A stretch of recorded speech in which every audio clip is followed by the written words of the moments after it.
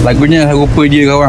Crispy zinger double set sekali dengan fries. Harga dia sebab dia tak mung sayur jadi harga dia RM14.5. Harga asal dia RM15. Jangan menunjukkan 11.38 dah. Kita awal dah nak closing ni. Kita dapat order ni zinger double set tambah sayur satu. Lepas tu nak cheesy veggie ala carte satu.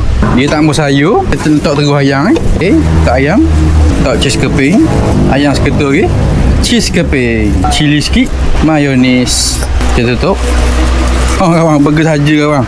Makan burger saja pun insya-Allah kenyang kawan. Kalau burger saja ni harga dia RM10.50. Yang set sekali dengan fries. Okey, atas fries ni kita akan letak sos cili, black pepper dan mayonis. Lagunya rupa dia kawan. Crispy zinger double set sekali dengan fries. Harga dia sebab dia tak mung sayur jadi harga dia RM14.5.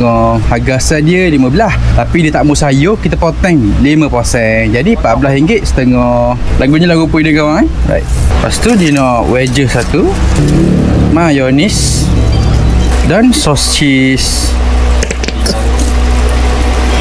Ni cheesy veggie ala carte RM6 sebekah. Mak tutup budak dang besarnya burger.